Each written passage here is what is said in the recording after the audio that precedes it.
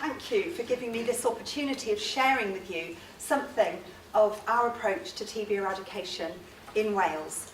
And I'd like to start by pointing out to you how important farming is to Wales. Something like 88% of the land area of Wales is given over to farming in some way. And approximately 60,000 jobs are involved in simply farming our land. Farming is at the heart of rural communities and is at the very centre of the Welsh language. And of course, the thousands of visitors that visit Wales every year come mainly because of the beauty of our countryside. So it is important. And it's against this backdrop that we need to recognise the importance of the problem, which is bovine tuberculosis. So I've got a map where I've slightly gone over the border. Sorry, England, if that's a problem. But it really illustrates the point that in Wales, we do not have an even distribution of the TB problem. There is a particular problem in southwest Wales and down the border with England, and then a few dots in between. But each one of those dots is a TB breakdown. And each one of those dots, therefore, represents a farming family, a farming business, a farming enterprise, which is having to live with the regime which James has started to describe to us. Testing of cattle every 60 days, removal of infected cattle, the difficulties of living with those movement restrictions and the additional requirements that we put in place. And so we must never forget that whilst we have our philosophical debate or our scientific argument, that underneath everything that we're talking about is a farmer just like that, who is trying to get on with producing food for the nation under the confines of the TB problem. And although in Wales 95% of our 12,000 cattle herds are TB free, every single farmer will have a view on TB and will be affected by the epidemic that we face. So our TB eradication programme in Wales is based on some very simple principles of infectious disease control. And I think that we can get very scientific and we can yearn for better tests, for vaccine, for better technology. And of course, those developments will come in due course. But whilst we are waiting for them, we cannot simply say we have no tools. And so I'm pleased that Ian mentioned that we need to be using the tools that we have whilst seeking improvements in those tools. And those simple principles could be applied to any infectious disease, but in this case, we're applying them to the TB epidemic. Keeping infection out of the areas of Wales that have low TB incidence, keeping infection out of individual farms, even in the high incidence area. So the principles of biosecurity and understanding the risk factors of bringing TB onto a herd need to be understood and mitigated against. Finding infection quickly is all about that surveillance programme. And in Wales, for the last 8 years, coming up to 9 years, we have been annually testing every single herd of cattle. So not just breeding animals in certain areas every 4 years. Every single herd of cattle has a test every 12 months at least. And that is a foundation stone of our programme. Stopping it spreading is about those movement restrictions that we've described to you and about understanding the other risks of spread from one farm to another. And stamping infection out means dealing with each source of infection on that farm. And so our programme has been built on this basis and continues to be developed because we are not finished yet. But what we've done so far has met with some, almost don't want to use the word success, but we have seen some improvement. So here is the incidence of TB charted out from the time we started annual testing until the end of 2016. And you can see that over that period of time, we have had a reduction of TB incidence of, I haven't got my glasses on, 48%. Now, farmers will be quick to say that during that period, we saw a reduction in the number of herds of cattle in Wales, and of course, less herds to go down with TB. But in the same time, there was a 12% reduction in the number of herds. So I would still argue that we have seen an improvement in TB incidence over that period of time. If we look at the number of cattle we've slaughtered over the same period, it's a slightly different picture. There was a broad trend downwards, but over the last couple of years, we have an increase in the number of TB reactors.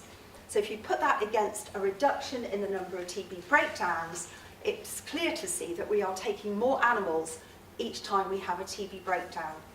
And we know we're doing that. We're doing that systematically because we are applying more sensitive tests. We are using a lot more gamma interferon blood testing, and we're increasing the sensitivity of that skin test. We're doing that to find infected animals and to remove them as early as possible. And whilst you apply measures like that, you will see, and I would expect to see, unfortunately, an increased number of animals removed in the short term in order to, once again, try and get ahead of that disease.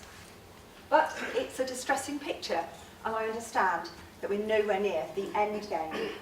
But the annual testing regime in Wales has enabled us to have a really helpful data set when it comes to applying those basic principles of epidemiology and disease control to our epidemic. And so we now produce on a quarterly basis a dashboard which looks at all indicators of TB, not just the number of new breakdowns, but the duration of breakdowns, the recurrence rate of TB, the number of animals taken, and on a regional basis, so we can really get into the detail. And so our dashboard this is the most recent dashboard, we're about to publish Q4 2016, will show us very specifically 547 open TB breakdowns on the go right now. And you can see the distribution of those across Wales. It's really important. We look at this every quarter. Well, we look at these figures every month. We look at them by county, we look at them by region, because what we're doing is fighting a battle, and we need to understand how the enemy, Mycobacterium bovis, is behaving and what we can do about it. The data set has also enabled us to now start to divide Wales into different areas on the basis of TB incidence. And so the next step in our programme, continuing to apply those basic principles of infectious disease control, is about identifying North West Wales as of low TB incidence, then South West Wales and down the border, that darker purple colour, will be our high incidence areas, and then we have inevitably an intermediate area in between. And we're now looking at how we target the next stage of our measures to be proportionate to the area, to protect North West Wales for all it's worth, whilst we bear down on disease in other parts of Wales. And actually, if I just go back, sorry, just now we made the point, or the point was made, that in England, the area which will be declared TB-free first perhaps has less dairy herds, less cattle than the rest of the country. I'm not here to comment on England, but I'd just like to point out that the shaded areas on this map are where we have our cattle populations, our high cattle populations. So the TB problem in South West Wales very much maps the bulk of our dairy industry. But if you look at North East Wales, you can see that we have a lot of cattle there, but less TB. And the same would be true of Anglesey in the northwest. So just to pick up that point.